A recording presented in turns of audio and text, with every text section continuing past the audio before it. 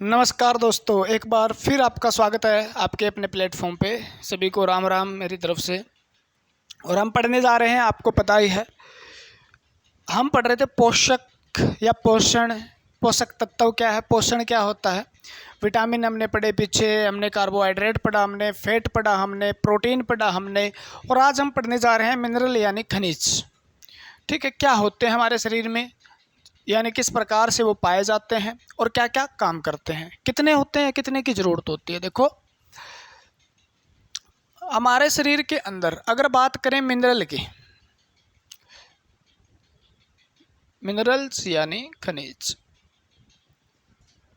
ठीक है, खनिज खनिज किस प्रकार से पाए जाते हैं, क्या क्या इनकी भूमिका रहती है हमारे शरीर के अंदर। ठीक है, जैसे हमारे शरीर के अंदर बात करें तो लगभग ये 20 से 30 ग्राम इनको लेने की आवश्यकता होती है। 20 से 30 ग्राम पर डे, प्रतिदिन हमें लेना चाहिए। प्रतिदिन हमें लेना चाहिए। और इस आकार के साथ पूरे के पूरे 25 से 30 अगर ग्राम हम ले रहे हैं, इसका मतलब क्या हुआ, इसका मतलब हुआ ये बहुत ही कम मात्रा में लिए जाते हैं। यानी क्या लिए जाते हैं, बहुत कम मात्रा में हमारे लिए जाते हैं। ठीक है, तो अगर बहुत कम मात्रा में जो चीज़ ली जाती है तो उसे हम क्या बोलते हैं, इनकी जो क्वांटिटी होती है बहुत ही मतलब कम होती है। यानी 20-25 से 30 ग्राम आप सोच के देखो से एक पूरे दिन के अंदर पूरे सारे के सारे खनिज, ठीक है ना। तो उनको बहुत कम लिए जाने के लिए इसको हम क्या कहते हैं, सूक्ष्म या अल्प पोषक, अल्प पोषक कहते हैं। अल्प पोषक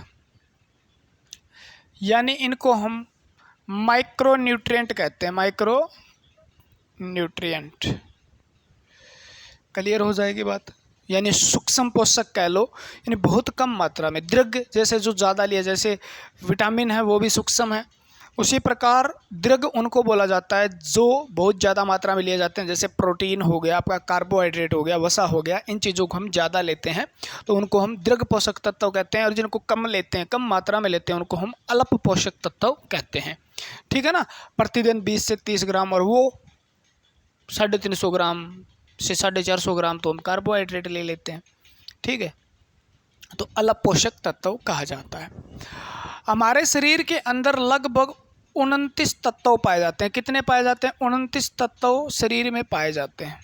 लगभग कितने तत्व पाए जाते हैं, 29 तत्व पाए जाते हैं।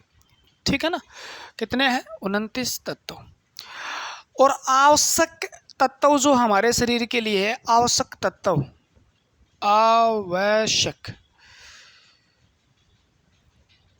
तत्व जो है वो कितने हैं, तो वो 21 आवश्यक तत्व हमारे शरीर में होते हैं। कितने तत्व होते हैं, 21 आवश्यक तत्व होते हैं, जिनकी आवश्यकता हमारे शरीर में बहुत ज़्यादा होती है। ठीक है, पढ़ेंगे जैसे कौन कौन से तत्व होते हैं, क्या क्या होते हैं, ये चीज़ आप याद रखोगे, आपको टेंशन लेने की ज़रूरत नहीं। और जो खनिज होते हैं ना, आप बता दूं मैं, उनको पाचन की आवश्यकता नहीं होती, पाचन की आवश्यकता नहीं होती, ये बात भी याद रखना। ठीक है, और न ये ऊर्जा नहीं देते, हमारे शरीर को ऊर्जा देने का काम करते हैं। ठीक है, तो ऊर्जा नहीं होती इनके अंदर, आवश्यकता नहीं है। जिस प्रकार प्रोटीन को पचाने के लिए हमारे एंजाइम की आवश्यकता होती है, कुछ एंजाइम वगैरह से क्या करते हैं, ये पचाने के लिए ज़रूरी होते हैं। लेकिन जैसे आपने मान लो आपने कैल्शियम लिया, तो कैल्शियम को अब नहीं तोड़ा जा सकता हमारे शरीर के अंदर। अब सीधा सीधा आपने कैल्शियम लिया और कैल्शियम सीधा सीधा अवशोषित हो जाता है। सीधा अवशोषित होकर ब्लड के माध्यम से आपके कहाँ पहुँच जाता है, हड्डियों तक पहुँचने का काम करता है। ठीक है ना। तो उसी प्रकार आपने जैसे लोहा लिया, लोहा आप सीधा थोड़ी ले सकते हो, या उसको सीधा आपने लोहे की गोली ले ली, मान लो लोहे की कोई जैसे गोलियां होती है, तो उसको पचा सकते हो, नहीं पचेगी ना।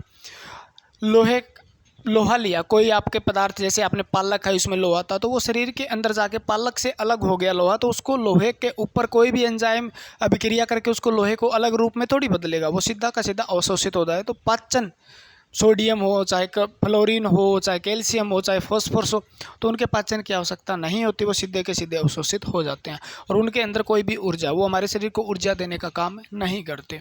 ठीक है, 2-3 बातें ये आपको याद रखनी थी जो आपको रखनी है। तीसरी एक बात और, ये हमारे शरीर में इनऑर्गेनिक यानी अकार्बनिक पदार्थ हैं। इनऑर्गेनिक सब्सटेंस यानी अकार्बनिक पदार्थ हैं।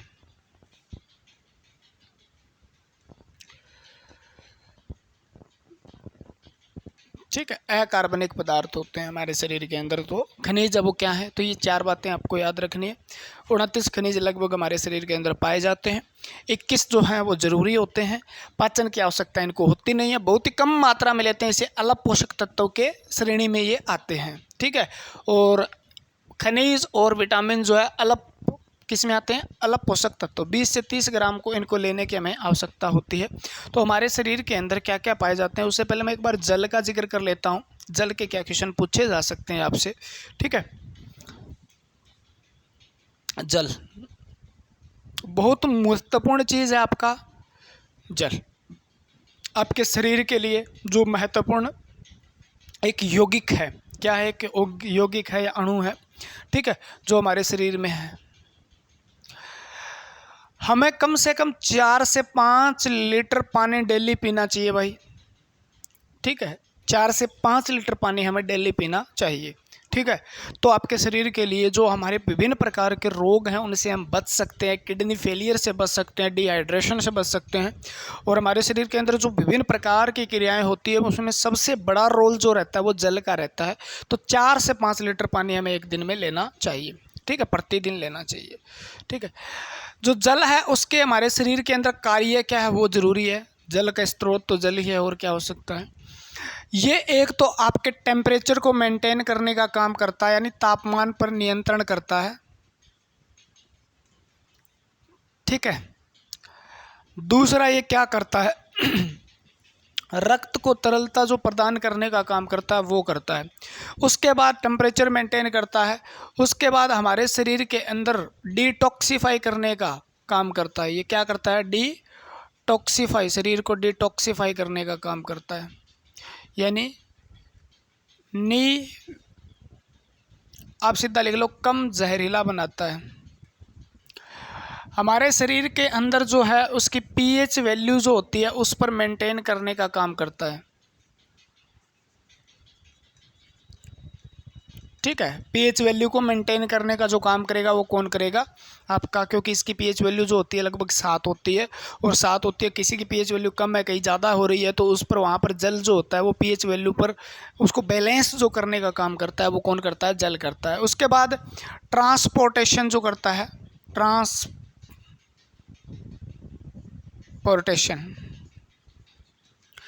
यानी जो सहवन की क्रिया है उसमें बड़ी भूमिका निभाता है। जैसे प्लाज्मा का कितना भाग जल होता है आपको पता है, लगभग 90 से 92% प्लाज्मा का भाग जल होता है।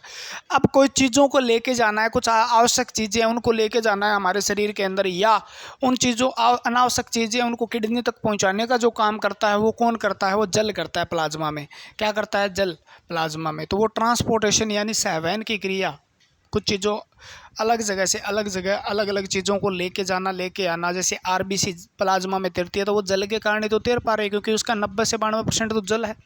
ठीक है, तो सहवन का कार्य करता है, बहुत कार्य करता है यार, बहुत कार्य करता है शरीर के अंदर। ठीक है, हर चीज़ में इसकी लगभग क्या रहती है, भूमिका रहती है। क्लियर हुई बात। आपको उत्सर्जन के अंदर, उत्सर्जन जो है उसमें भूमिका निभाता है, एक्सक्रीशन में भूमिका निभाता है, ट्रांसपोर्टेशन में भूमिका निभाता है, डिटॉक्सिफाई करने में भूमिका निभाता है। बस, बाकी बहुत सी चीज़ें आपसे इतना नहीं पूछा जाएगा। इसकी कमी से क्या होता है, ये बात बार बार पूछी जाती है। जल की अगर कमी हो जाए तो आपको शरीर में क्या दिक्कत आएगी, ये चीज़ों की दिक्कत आएगी। तो आप सीधा सीधा कह सकते हो आपको हो सकती है डिहाइड्रेशन। हिंदी में बोलते हैं निर्जलीकरण, यानी जल की कमी हो जाएगी, निर्जलीकरण, चक्कर आना शुरू हो जाएगा। पानी की कमी से आपको बहुत बड़ी बड़ी दिक्कत आ सकती है। ठीक है। आपके शरीर के अंदर टॉक्सिन की मात्रा भी बढ़ जाएगी और किडनी फेलियर भी। अब पानी कम लेते हो ना, पानी की कमी रहती है आपके अंदर, तो आपकी किडनी खराब होने के चांसेस बहुत ज़्यादा बढ़ जाते हैं। किडनी खराब होने के भी चांसेस बहुत ज़्यादा बढ़ जाते हैं, ठीक है। तो निर्जलीकरण किसके कारण होता है? तो वो डिहाइड्रेशन, जल की कमी से होने वाला रोग आपको डिहाइड्रेशन, चक्कर आना, ठीक है, आंखों के सामने अंधेरी आ जाना, वो जल के कारण होता है, जल की कमी के कारण होता है, ठीक है। और अगर पूछा जाए तो हमारे जो है शरीर में लगभग 65% जल पाया जाता है। हमारे शरीर में जल की मात्रा पूछे तो लगभग कितनी है? 65%। मैं कह दूं लार में कितनी होती है? 99% तक जल पाया जाता है। मैं कह दूं प्लाज्मा में कितना जल पाया जाता है, तो ये चीज़ें तो बहुत लंबी हो जाएगी ना। प्लाज्मा में कितना जल पाया जाता है? तो 90% प्लस जल पाया जाता है, ठीक है। और हड्डियों में 50%, ब्रेन में 75%, हड्डियों में 50% जल पाया जाता है, ब्रेन में जो दिमाग आपका उसमें 75% जल पाया जाता है। इस प्रकार से आप पढ़ते रहो। पृथ्वी पर 71% जल पाया जाता है। आपको पता है पृथ्वी पर कितना परसेंट पाया जाता है? 71% जल पाया जाता है, ठीक है। आपसे पूछ ले जो आपके क्या है नॉर्थ, उत्तरी गोलार्ध है। पृथ्वी को दो भागों में अगर बांटे तो उत्तरी गोलार्ध और एक पश्चिमी गोलार्ध। पश्चिमी गोलार्ध में कितना है? तो ये है इसका उत्तरी गोलार्ध में 61 है और यहाँ पे क्या कर दो 81। पश्चिमी गोलार्ध में ज़्यादा जल है तो ये पाया जाता है। ऐसे ऐसे करते करते आप ज्योग्राफी में घुस जाओ तो जल के बहुत क्वेश्चन बन सकते हैं, आपको याद करने पड़ेंगे। लेकिन ये तो याद कर लेना, काम आएंगे आपके, है ना, काम आएंगे, ये चीज़ें पढ़ लेना। अब हम पढ़ते हैं आगे लोहा। लोहा हमारे शरीर में और यहाँ से क्या क्या क्वेश्चन पूछे जा सकते हैं। अरे लोहा लेना है ना आपको किसी से, ठीक है। हमारे शरीर के अंदर लोहा भी पाया जाता है, जैसे सोडियम भी है, कैल्शियम भी है, क्लोरीन भी है, फ्लोरीन भी है, ठीक है, और मैग्नीशियम भी है। हर तत्व जो अलग अलग उसकी भूमिका रहती है, उसी प्रकार एक लोहे की भूमिका रहती है। लोहे की क्या क्या भूमिका रहती है हमारे शरीर के अंदर, ये चीज़ को हम डिस्कस करते हैं। लोहा और इसका रासायनिक नाम फेरस होता है, Fe से इसको डिनोट किया जाता है, ठीक है ना, Fe से लिखा जाता है। अब लोहा हमारे शरीर के अंदर, लोहा हमें कम से कम 25 से 30 मिलीग्राम डेली लेना चाहिए पर डे, इसकी आवश्यकता होती है, ये बात याद रख लेना। इतने की आवश्यकता होती है हमारे शरीर के लिए, ठीक है। अब लोहा है उस शरीर के अंदर, इसकी मुख्य भूमिका क्या है? तो शरीर के अंदर ये हीमोग्लोबिन का मुख्य घटक है, मेन कंपोनेंट ऑफ हीमोग्लोबिन। तो आप लिख सकते हो हीमोग्लोबिन का मुख्य घटक है, हीमोग्लोबिन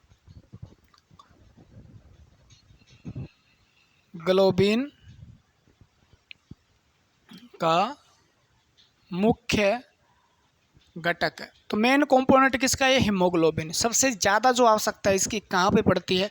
तो आप कहोगे haemoglobin, haemoglobin, haemoglobin, haemoglobin, haemoglobin के अंदर इसकी आवश्यकता होती है, ठीक है।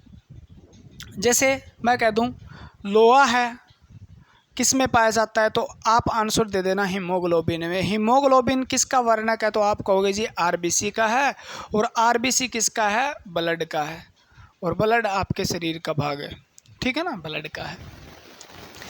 अगर मैं मान लूँ लोहा हीमोग्लोबिन की मुख्य घटक है, तो इसका कार्य क्या है लोहे का? आप कहोगे जी लोहे का कार्य वही है जो हीमोग्लोबिन का कार्य है, जो आरबीसी का कार्य है। तो आप यही बात कहोगे लोहे का कार्य है वो हीमोग्लोबिन का कार्य हो जाएगा, हीमोग्लोबिन, आरबीसी और ब्लड का। तो इसका कार्य होता है ऑक्सीजन का ट्रांसपोर्टेशन करना, ऑक्सीजन का सहवन करना। आप सीधा कह सकते हो ऑक्सीजन को फेफड़ों से उत्तक या कोशिका तक पहुंचाना, कोशिका तक पहुंचाने का जो काम करता है वो लोहा करता है, ठीक है ना।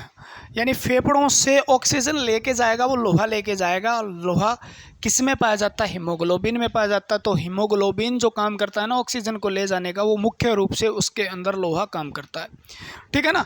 यानी लोहा जो होता है, लोहे के कितने, देखो लोहा जो एक हीमोग्लोबिन है ना, उसके अंदर लोहे के 4 अणु पाए जाते हैं। क्या पाए जाते हैं? 4 अणु, ठीक है।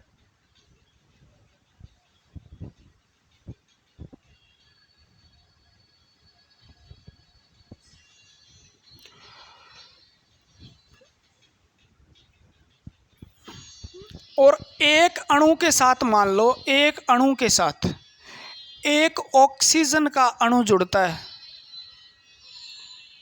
एक ऑक्सीजन का अणु जुड़ता है। तो मैं कह दूं एक हीमोग्लोबिन में 4 अणु होते हैं, तो एक अणु के साथ एक अणु जुड़ता है। तो आप कह दो हीमोग्लोबिन के साथ कितने ऑक्सीजन के? 4 ऑक्सीजन के अणु जुड़ जाते हैं, ठीक है। यानी एक हीमोग्लोबिन तो क्या करके लेके जाता है? 4 अणुओं को, लेकिन एक लोहे का अणु एक ही ऑक्सीजन को कैरी करने का काम करता है। यानी एक हीमोग्लोबिन में 4 अणु है और 4 ही एक एक अणु के साथ एक एक ऑक्सीजन का अणु है। तो एक हीमोग्लोबिन कितने अणुओं को बांध लेता है? 4 ऑक्सीजन के अणुओं को बांधकर कोशिका तक पहुंचाने का काम करता है, ठीक है ना। तो ये बात आपको याद रखनी है। 20 से 30 ग्राम लेना चाहिए। हीमोग्लोबिन का मुख्य घटक है, ठीक है। हीमोग्लोबिन में पाया जाता है। हीमोग्लोबिन लोहे के कारण हीमोग्लोबिन का रंग लाल भी होता है, और हीमोग्लोबिन के कारण आरबीसी का रंग लाल होता है, और आरबीसी के कारण आपका ब्लड जो होता है उसका रंग लाल होता है। कार्य आपको पता ही, ऑक्सीजन का सेवन करने का कार्य करता है। आप कार्बन डाइऑक्साइड लोहे के लिए नहीं लिख पाएंगे हम, ठीक है ना। कार्बन डाइऑक्साइड के साथ ये नहीं चिपकता है, ये उसको क्या करता है? इसके साथ बॉन्ड बनाता है ऑक्सीजन, ठीक है। जब ऑक्सीजन के साथ होता है तो ऑक्सी हीमोग्लोबिन कहते हैं। वो चीज़ें हीमोग्लोबिन में हम ब्लड में पढ़ लेते हैं, ठीक है। तो ये बात तो हो गई इसकी बात, ठीक है। अब इसके स्रोत क्या हो सकते हैं? इसके सोर्स हैं। तो सोर्स सबसे आपको अच्छा सोर्स माना जाता है पालक स्नैप्स जो होती है, पालक। उसके बाद आपकी मेथी भी इसका अच्छा स्रोत है। बथुआ आपने सुना होगा, बथुआ, बथुआ, ठीक है, खेतों में पाया जाता है। सरसों वगैरह जो होती है उसमें खरपतवार के रूप में ये पाया जाता है, ठीक है ना। उसके अंदर भी लोहे की अच्छी मात्रा होती है। मेथी है उसमें भी होती है, पालक में भी अच्छी होती है, ठीक है ना। उसके बाद आपका धनिया जो होता है, धनिया, उसके अंदर भी लोहे की मात्रा पाई जाती है। बाकी रेड मीट वगैरह हो गई, मसारी जो है उनमें रेड मीट, लाल मीट के अंदर भी क्या है? लोहे की मात्रा पाई जाती है। चने के अंदर भी कुछ ना कुछ पाई जाती है। आपको बताया जाता है जब हीमोग्लोबिन की कमी हो जाती है तो चने के साथ, गुड़ के साथ चने खाया करो, तो वो भी कम करता है आपका। बाकी आयरन की टेबलेट भी आती है। तो आयरन की बहुत ज़्यादा आवश्यकता होती है, ठीक है ना, हमारे शरीर के अंदर, तो हीमोग्लोबिन के निर्माण के लिए।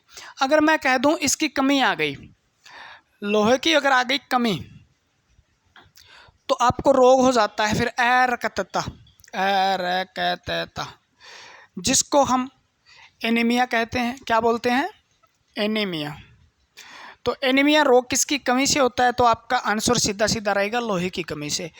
अगर लोहे की कमी की बात करते हैं तो लोहे की कमी आ जाए, तो मैंने कहा लोहा जो है वो हीमोग्लोबिन का घटक है। लोहे की कमी, हीमोग्लोबिन की भी, आरबीसी की कमी और रक्त की कमी, इनकी तीनों की कमी आ जाए, मान लो मैं कह दूं किसकी कमी? लोहे की कमी। आपको लोहे की कमी आ गई तो आप कहोगे जी हीमोग्लोबिन की भी तो कमी हो जाएगी। हाँ, लोहे की कमी, हीमोग्लोबिन। लोहे के बाद अगर हीमोग्लोबिन की कमी हो गई तो आप कहोगे जी आरबीसी की भी तो कमी हो जाएगी। और आरबीसी की जैसे ही कम हुई तो आपको पता है ब्लड जो है उसकी टोटल मात्रा में भी कटौती आएगी, ठीक है। यानी इसके आधार पे इनकी भी कमी आ जाएगी, और इनकी किसी की कमी हो जाए तो उसे एनीमिया कहा जाता है। क्या कहा जाता है? एनीमिया, अरक्तता कहा जाता है, ठीक है। ठीक, याद रख लेना। टच होने से डर लगता है भैया, ड्रेस है हमारी, यूनिफॉर्म है, ठीक है, कमाई देती है हमें ये। क्लियर हो जाएगी बात? ये बात क्लियर हो गई तो बढ़िया बात है भैया। और इसकी अधिकता से भी एक्सेस अमाउंट हो जाए, इसकी अधिकता हो जाए, मान लो इसकी मात्रा हमारे शरीर में अधिक हो जाए तो भी इस रोग हो जाता है जिसको हम सिंड्रोसिस बोलते हैं। क्या बोलते हैं? सिंड्रोसिस, सिंड्रोसिस। और ये रोग किससे संबंधित है? लीवर यकृत से संबंधित है। लोहे की अधिकता से होने वाला रोग है सिंड्रोसिस। क्वेश्चन इस प्रकार से पूछा जाता है भी, लोहे के बर्तन में शराब पीने वालों को कौन सा रोग हो जाता है? अगर लोहे के बर्तन में या लोहे के गिलास के अंदर आप पानी तो पियो यार, पीते हो ना, अल्कोहल लोहे के साथ अभिक्रिया करता है और अभिक्रिया करने के बाद लोहा शरीर में ज़्यादा जाना शुरू हो जाता है और लीवर के अंदर वो स्टोर होना शुरू हो जाता है और लीवर के अंदर लोहे की मात्रा अधिक हो जाए। लोहा संग्रहित कहाँ पे होता है? तो लोहा हमारे शरीर में स्टोर कहाँ पे होता है? लीवर के अंदर होता है। ये बात भी आप लिख लेना। अगर लीवर के अंदर ये संग्रहित होता है तो लीवर की मात्रा बढ़ जाने पर कौन सा रोग हो जाता है? सिंड्रोसिस हो जाता है। क्या हो जाता है? सिंड्रोसिस। ठीक है, डिस्पोजल या कांच के गिलास में पीनी चाहिए और हो सके तो नहीं पियो भैया, कोई ज़रूरी थोड़ी ना है। शराब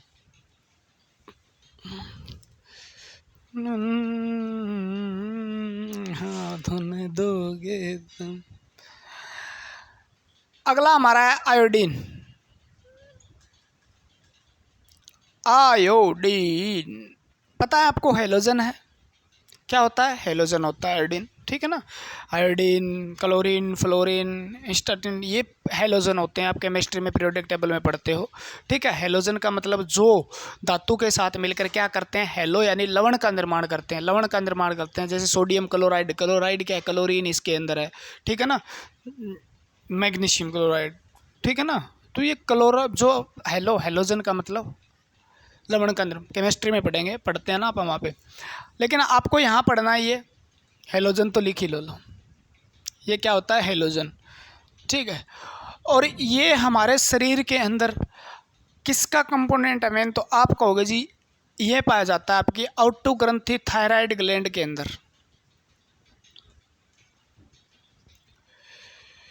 ग्रंथि का मुख्य ये घटक है। ठीक है, थायराइड ग्रंथि का मुख्य घटक है।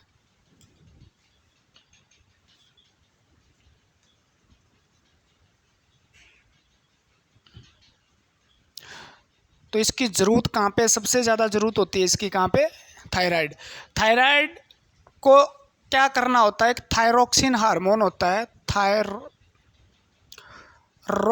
हार्मोन आपने ग्रंथि में पढ़ा होगा। हार्मोन का निर्माण करने के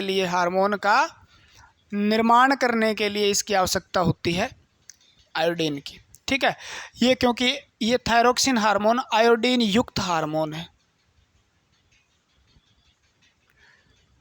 कौन सा हार्मोन? आयोडीन युक्त हार्मोन। इसके निर्माण के लिए ज़रूरत होती है किसको? थायराइड ग्रंथि। थायराइड ग्रंथि आपके गले में एच आकार की पाई जाती है, सबसे बड़ी ग्रंथि होती है, आपको पता ही है। ठीक है, और ये जो है ना हेलोजन, दूसरा ये एक तो ये इसके लिए एक हमारे शरीर में मेटाबॉलिक प्रोसेस जो उपापचय, मेटाबॉलिक प्रोसेस है, मेटाबॉलिज्म उपापचय के लिए सहायक है, बहुत बड़ी भूमिका निभाता है उसके लिए। ठीक है ना, हेल्पफुल इन मेटाबॉलिज्म। तो आप कहोगे मेटाबॉलिज्म जो मेटाबॉलिक प्रोसेस होती है, जुड़ने तोड़ने की प्रक्रिया होती है, उसके अंदर बहुत बड़ी भूमिका है। तत्व दो प्रकार के ही ज़्यादातर काम करते हैं, या तो उपापचय में सहायक होते हैं या किसी एंजाइम के घटक होते हैं, एंजाइम का निर्माण करते हैं। ठीक है, या कोई चीज़ का निर्माण करने में सहायक है बस। ठीक है, तो उपापचय में सहायक होता है ये आयोडीन भी। इसके स्रोत जो होते हैं वो स्रोत क्या हो सकते हैं? तो स्रोत आपका सबसे अच्छा तो होता है आयोडीन युक्त नमक। आयोडीन युक्त नमक इसका अच्छा स्रोत है आपका, आपने देखा होगा। ठीक है ना, दूसरा इसका सी फूड जितने भी होते हैं, यानी समुद्री भोजन, खाद्य पदार्थ जितने भी है, मछली वगैरह हो गई। ठीक है ना, समुद्र से प्राप्त होने वाले भोजन, यानी शैवाल से प्राप्त हो सकता है ये। ठीक है, कैल्प बना के किस प्रकार से प्राप्त किया जाता है ये चीज़ें मैं यहाँ नहीं पढ़ाने वाला। समुद्र का जो खाद्य पदार्थ है ना, जैसे मछली खाता है कोई वहाँ से, या कोई और जीव खाता है, केकड़ा वेकड़ा जो भी, ऑक्टोपस जो भी खाता है मान लो, या उसके अंदर शैवाल से खाता है, तो उसके अंदर आयोडीन की मात्रा अधिक होती है। उन जीवों के अंदर या उस भोजन के अंदर आयोडीन की मात्रा अधिक होती है तो आयोडीन वहाँ से लिया जा सकता है। तो आयोडीन युक्त, अगर आप शाकाहारी हो तो आपके लिए आयोडीन युक्त नमक है वो बहुत अच्छा इसका साधन है, ठीक है। और मांसाहारी हो तो आप सी फूड वगैरह यानी सी से तो फिर वही प्राप्त होंगे, जल तो आप पी नहीं सकते, मरने के काम करोगे वहाँ पे। या समुद्री शैवाल से इसको आयोडीन को अलग किया जाता है। तो समुद्री खाद्य पदार्थ इसके सबसे अच्छे स्रोत होते हैं। चमकीला है, चांदी की तरह चमकता है आयोडीन बेचारा, ठीक है ना, आपको पता ही है। अब इसकी कमी से क्या हो सकता है, तो इसकी कमी से क्या हो सकता है, इसकी कमी से हो सकता है आपको घेंगा, गलगंट, घेंगा और गलगंट एक ही बात है, ठीक है। या आप इसे गाइटर भी कहते हैं, तीनों एक ही नाम है, ठीक है। और इंग्लिश में इसको गाइटर ही कहा जाता है, गाइटर, ठीक है। जो गाइटर है वो किसकी कमी से होता है, तो आयोडीन की कमी से होता है। वैसे तो हार्मोन की कमी से होता है। किस हार्मोन की कमी से होता है, थायरोक्सिन। थायरोक्सिन हार्मोन की कमी तभी आएगी ना जब आयोडीन की कमी, आयोडीन की कमी से या थायरोक्सिन की कमी से हो जाता है आपको घेंगा, ठीक है ना। और घेंगा रोग के अंदर क्या होता है, आपकी थायराइड ग्रंथि जो होती है वो सूज कर बड़ी हो जाती है उसके अंदर, या स्वेलिंग आ जाती है और बहुत बड़ी हो जाती है, थायराइड हो गया, ठीक है ना, तो वो घेंगा होता है। वैसे गला बहुत बड़ा हो जाता है तो थायराइड ग्रंथि, आयोडीन की कमी से होने वाला रोग है। तो आयोडीन युक्त नमक खाया करो, और खाना वगैरह पकाने के बाद नमक का यूज़ करें तो आप आयोडीन का भरपूर फ़ायदा उठा सकते हैं। अगर आप आयोडीन पहले डालते हैं, यानी खाना सब्जी बन रही है उससे पहले ही आपने छौंक दिया उसके अंदर नमक, तो आप आयोडीन का, उसके अंदर आयोडीन नहीं रहता, क्योंकि आयोडीन का जो बॉइलिंग पॉइंट है, आप कहोगे जी क्वथनांक बिंदु जो होता है वो बहुत कम होता है, उसके कारण वो क्या है, वाष्प बन के, गैस बन के उड़ जाता है, क्योंकि ठोस से सीधा गैस में बनने वाला है आयोडीन, ठीक है ना। तो सीधा गैस बन के ये उड़ जाता है, तो आपके काम का नहीं रहता। खाना पकाने के बाद अगर नमक का यूज़ करते हो तो आप आयोडीन का भरपूर फ़ायदा उठा सकते हो। क्लियर हुई बात आयोडीन की। आगे चलते हैं हम सोडियम पे। किस पे चलेंगे, सोडियम। आपके लिए सोडियम भी बहुत अच्छी चीज़ है, ठीक है। जहाँ से क्वेश्चन पूछे जा सकते हैं वो तत्व मैं सारे करवा के जाऊँगा आपको, ठीक है मित्रों। सोडियम, सोडियम यानी इसको Na से डिनोट किया जाता है सोडियम को, ठीक है। अगर मैं करूं बात इसके स्रोत की, सबसे पहले इसके स्रोत लिख दिए गया। स्रोत, अगर सोर्स की बात करें तो सबसे अच्छे सोर्स इसके होते हैं जितने भी नमकीन सोल्टी फूड है, नमकीन भोजन है इसके, इसके अच्छे स्रोत हैं। और वैसे आप सबसे अच्छा स्रोत इसका है सोडियम क्लोराइड जिसे कहते हो, यानी आप जिसे साधारण नमक कहते हो। नमक सारे यूज़ करते हैं, इसके अंदर सोडियम होता ही होता है, तो सोडियम की हमारे शरीर में वैसे कमी आती नहीं है, ठीक है ना, क्योंकि नमक सभी यूज़ करते हैं, ठीक है। सोडियम क्लोराइड इसका अच्छा स्रोत है। बाकी नमकीन चीज़ें, सी फूड जो है हमारा, आप कहो जी समुद्री भोजन वो है, खाद्य पदार्थ हैं जो, वो भी इसके अच्छे स्रोत हैं। तो नमक का भी यूज़ करते हो आप, सोडियम इतना चाहिए जितना हम नमक के माध्यम से ले लेते हैं। क्लियर हुई बात। सोडियम, अब सोडियम का हमारे शरीर के अंदर कार्य क्या है जी, आपको पता होना चाहिए। सोडियम धातु है, ठीक है, और हमारे शरीर में इसका कार्य क्या है, तो इसका कार्य होता है एक तो ये दिमाग जो होता है ना, दिमाग उसके लिए बहुत उपयोगी है, आपके दिमाग के लिए सोडियम आपके दिमाग के लिए बहुत उपयोगी है, ठीक है, दिमाग के लिए उपयोगी है। किस प्रकार से वो तो मैं बताऊंगा आपको, ठीक है। एक आपके हार्ट के लिए भी बहुत ज़्यादा उपयोगी है, ठीक है। क्यों उपयोगी है, देखो उपयोगी होने का कारण, क्योंकि सोडियम जो होता है ना वो क्या करता है, केमिकल, इलेक्ट्रिकल इम्पल्स जो होते हैं ना, इम्पल्स यानी रासायनिक विद्युत आवेश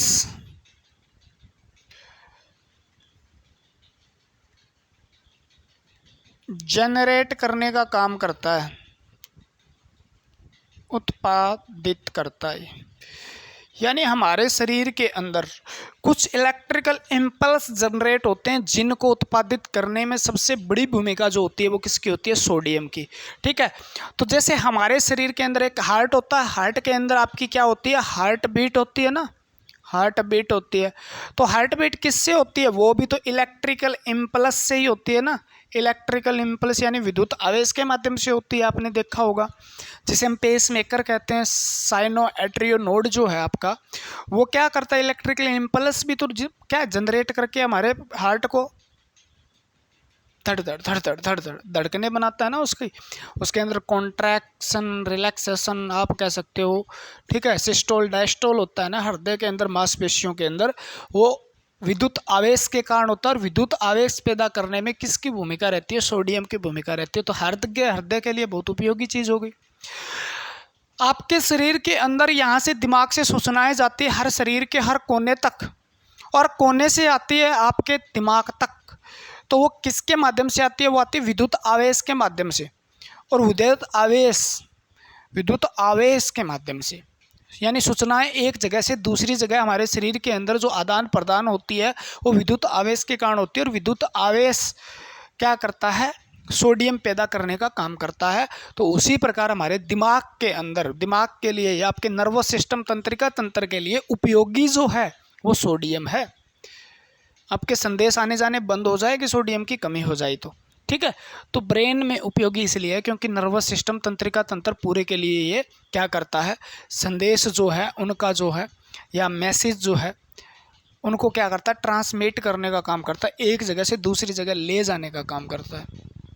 क्लियर हुई बात। तो ये दिमाग के लिए भी उपयोगी है, आपके हृदय के लिए उपयोगी है, क्योंकि ये रासायनिक विद्युत आवेश उत्पादित करने का काम करता है। ठीक है, आपसे क्वेश्चन पूछा जा सकता है, इसकी हो जाए कमी, काम क्या हो गया, इसका ये काम हो गया, और एक काम इसका मुख्य काम और भी है, ये जल पर नियंत्रण रखता है, जल की मात्रा पर नियंत्रण। आपके जल में मात्रा जो होती है ना,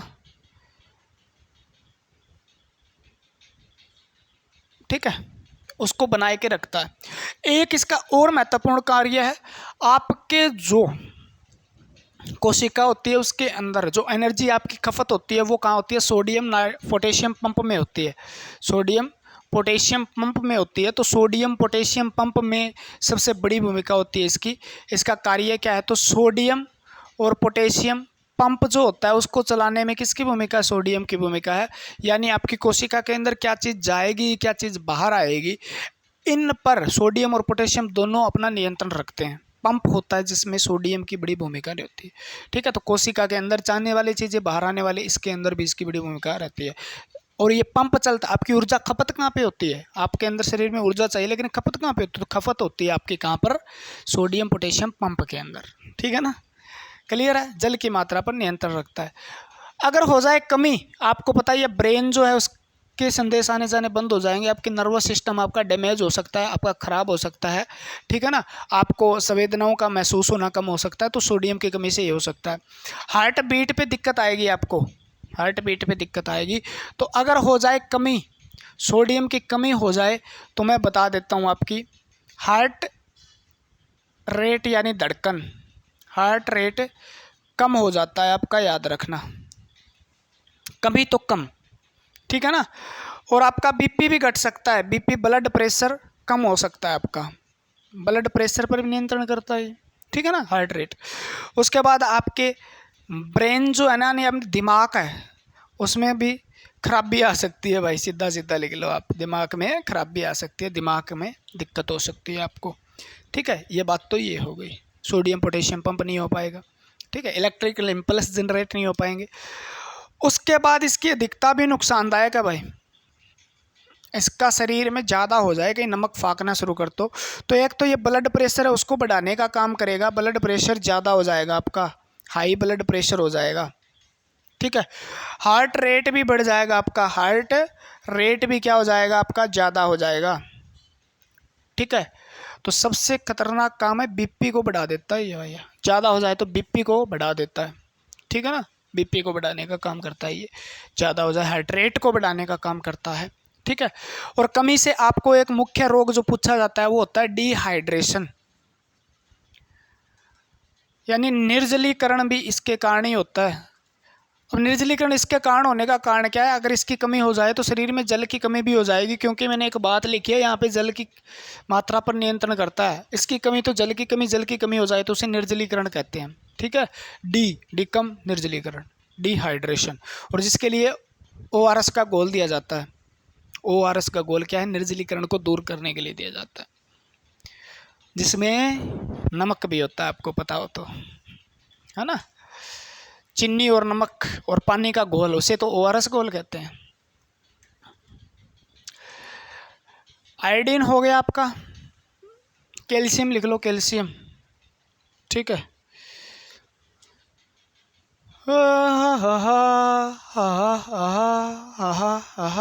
कैल्शियम। देखो भाई, कैल्शियम बहुत अच्छी चीज़, कैल्शियम आपके शरीर के लिए। ठीक है ना, कैल्शियम जो है वो बहुत अच्छी चीज़ आपके लिए। कैल्शियम जो आपके हड्डियों और दांतों का मुख्य घटक है।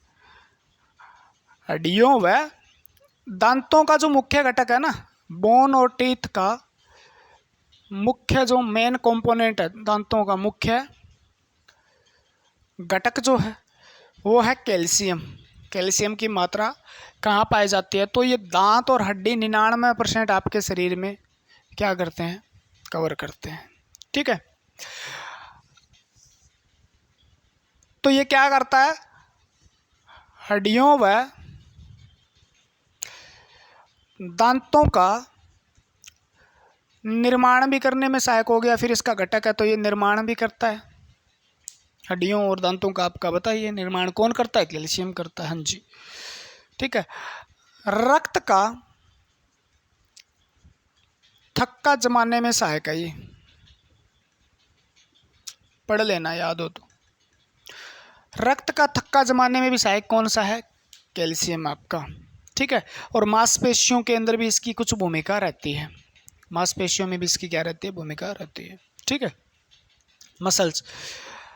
अब ये बात याद रखो आप, कैल्शियम का अच्छा स्रोत आपका मिल्क, दूध है। स्रोत की बात करें तो क्या है? दूध है। उसके बाद आपकी सब्जियां हैं जितनी भी, कैल्शियम की स्रोत है। जैसे आपने अंजीर वगैरह कभी सुना होगा तो ये अच्छा स्रोत है कैल्शियम का। ठीक है, नट्स जितने भी, इनके अंदर भी क्या पाए जाते हैं? कैल्शियम। जैसे अखरोट वगैरह हो गया, इसमें कैल्शियम बढ़िया मिलता है। तो ये चीज़ें कैल्शियम की अच्छी स्रोत होती हैं। ठीक है, दूध वगैरह या मीट वगैरह हो गई, मांसाहारी जो भोजन है उसको लगभग स्रोत होता है। मछली हो गई, अंडे हो गए, ठीक है ना, या चिकन वगैरह हो गया, उनकी हड्डियाँ वगैरह हो गई, या मटन वगैरह हो गया, तो मांस तो अच्छा स्रोत है ये कैल्शियम का। लेकिन शाकाहारियों के लिए क्या है? मिल्क अच्छा स्रोत है, सब्जियां हैं, अंजीर वगैरह है, नट्स जो हैं वो अच्छे स्रोत होते हैं इनके। ठीक है, अगर हो जाए इसकी कमी तो आपको पता है रोग तो कमी होने से होगा ही। ठीक है ना, तो हड्डियां कमज़ोर हो जाएगी भाई, आपकी हड्डियां व दांत कमज़ोर हो जाएंगे। हड्डियां व दांत कमज़ोर हो जाएंगे, टूटना शुरू हो जाएंगे, भंगुर हो जाएंगे। बचपन में इसकी कमी हो जाए तो टेढ़े मेढ़े हो जाएंगे। ठीक है, तो ये हो जाएंगे। दूसरा, रक्त का थक्का प्रॉपर नहीं जमेगा, रक्त का थक्का नहीं बनेगा। ये तो हो गए इसके कारण कमी के। ठीक है, अधिकता भी इसकी नुकसान करती है भाई। एक्सेस अमाउंट भी इसकी नुकसान करेगी, अधिकता भी इसकी नुकसान करेगी। वो क्या करेगी? अधिकता नुकसान करेगी आपके वाल्व जो होते हैं ना, हार्ट वाल्व सुना होगा आपने, हार्ट वाल्व। हृदय के अंदर जो वाल्व होते हैं, कपाट होते हैं, जो लब डब की धमनी उत्पन्न करते हैं, जो आपके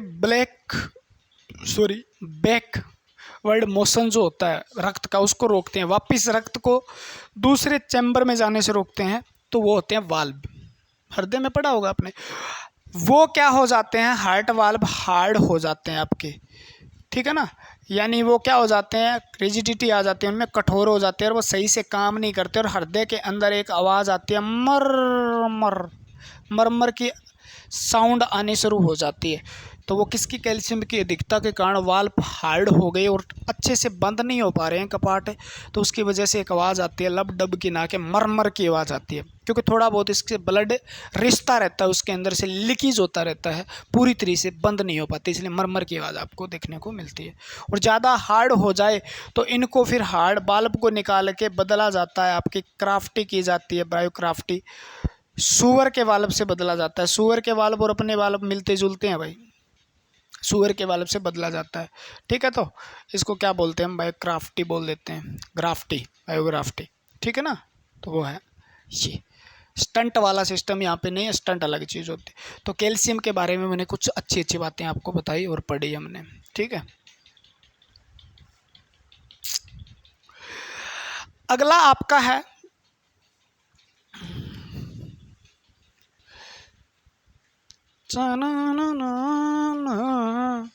फास्फोरस।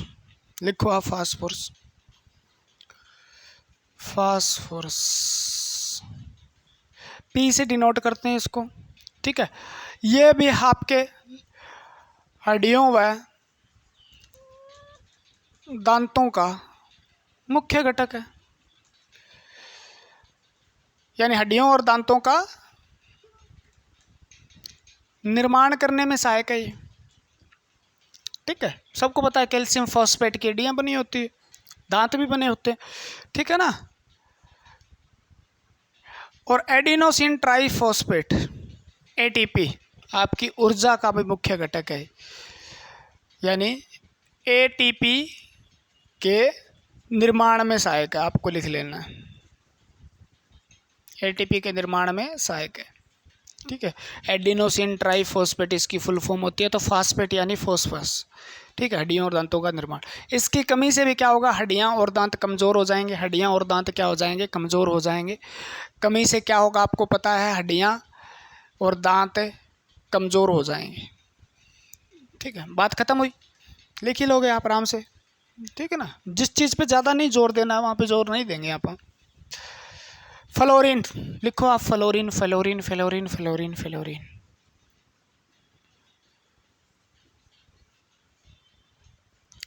ठीक है। फ्लोरीन, फ्लोरीन क्या है, ये भी एक हैलोजन होता है, आपको पता है। और ये काम क्या करता है, ये कहाँ से मिलता है, स्रोत इसके वही है, सबसे अच्छा स्रोत है इसका समुद्री भोजन, और आपके ट्यूबवेल वगैरह का पानी जो सी फूड है वो समुद्र यानी आपका ज़मीन का पानी भी में फ्लोरीन पाई जाती है, ठीक है ना, फ्लोरीन उसमें पाई जाती है। तो ये भी क्या करता है, दांतों के निर्माण में भूमिका निभाता है, ठीक है। और दांतों का जो इनेमल भाग होता है ना, इनेमल भाग जो होता है, दंत वलक बोलते हैं क्या उसको, दंत वलक, दंत वलक को कठोर बनाने का काम इसी का होता है, किसका होता है, फ्लोरीन का। तो दंत वलक है, इनेमल है, उसको कठोर बनाने में सबसे बड़ी भूमिका होती है, वो फ्लोरीन की होती है। तो इनेमल भाग है उसको कठोर बनाया जाता है किसके द्वारा, फ्लोरीन के का, ठीक है। दंत वलक को जो सबसे कठोर है, शरीर का सबसे कठोरतम भाग है, शरीर का सबसे कठोर भाग जो माना जाता है, हार्डेस्ट पार्ट ऑफ बॉडी माना जाता है, वो है दंत वलक, इनेमल होता है आपका। और उसको कठोर बनाने में फ्लोरीन की बहुत बड़ी भूमिका रहती है, दांतों के निर्माण में भी फ्लोरीन की भूमिका रहती है, ठीक है। आपको मिलता है समुद्री भोजन से, ज़मीन के जल से भी मिल जाता है ये, ठीक है ना, समुद्री भोजन से मिलता है। नमकीन भोजन आप खाते हो कोई भी, उनमें भी फ्लोरीन की मात्रा आपको मिलती है, ठीक है। अब इसकी कमी हो जाए तो दांत दिक्कत होंगे, और अधिक हो जाए तो भी दिक्कत होंगे। कमी से क्या होगा, दांत कमज़ोर हो जाएंगे, आपके दांत कमज़ोर हो जाएंगे, ठीक है। इनेमल भी घिसना शुरू हो जाएगा, और ज़्यादा हो जाए तो भी आपके दांत खराब हो जाएंगे, दांतों का रंग पीला हो जाएगा। किस कलर के हो जाएंगे, दांत पीले हो जाएंगे ज़्यादा हो जाए तो, ठीक है। और पीला होना दांत को रोग को बोला जाता है फ्लोरोसिस, फ्लोरोसिस रोग बोलते हैं उसको, ठीक है ना। ज़्यादा होने से भी आपकी जो इनेमल परत है वो घिसना शुरू हो जाती है और उसका क्षरण हो जाता है। क्षरण होने के कारण आपके दांतों के अंदर वाला भाग है उसमें पीलापन आना शुरू हो जाता है। मेरे भी हो चुके हैं भैया, यहाँ पे रह रह के पानी पी पी के फ्लोरीन की मात्रा बढ़ गई, दांत पीले हो गए, बड़ा नुकसान हुआ है यार। ठीक है, यूपी में रहा था, वहाँ पे भी जो नल होते हैं उनका पानी ज़्यादा पिया, उससे दांत खराब हो गए। अभी यहाँ पे राजस्थान में रह रहा हूँ बेचारा, वहाँ पे भी मेरे दांत खराब हो गए क्योंकि पानी की दिक्कत से बाल वगैरह भी चले गए हैं। देखो अब बुढ़ापे की ओर अग्रसर हैं। ठीक है, तो पानी की बहुत खतरनाक चीज़ होती है पानी भी। तो फ्लोरोसिस, दांतों का रंग पीला होना, दांत कमज़ोर भी हो सकते हैं आपके फ्लोरीन की कमी से। फ्लोरीन की अधिकता से कौन सा रोग होता है? फ्लोरोसिस।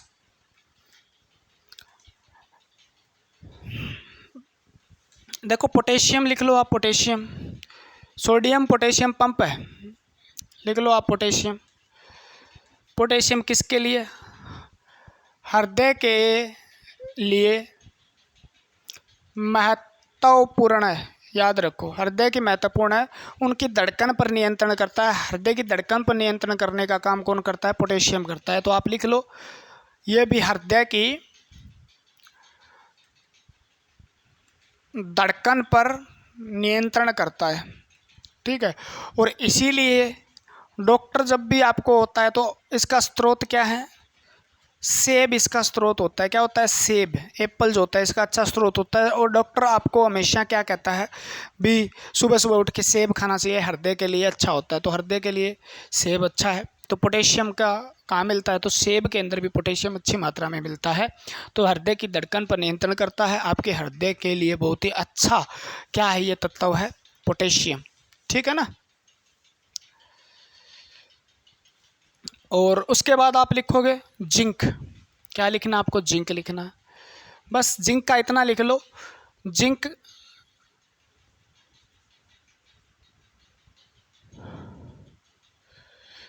ठीक है, सी लिखते हैं क्या, या इसको हिंदी में जस्ता बोलते हैं, जिंक या जस्ता। क्लियर है? ये कहाँ है? ये आपके इंसुलिन का निर्माण करने में सहायक है, इंसुलिन का निर्माण करने में सहायक है इंसुलिन का। और इसके अच्छे स्रोत है जामुन, आपने देखे होंगे, जामुन में अच्छी मात्रा में पाया जाता है ये जस्ता। 2 ही क्वेश्चन पूछे, जामुन नहीं पूछा जाएगा आपसे।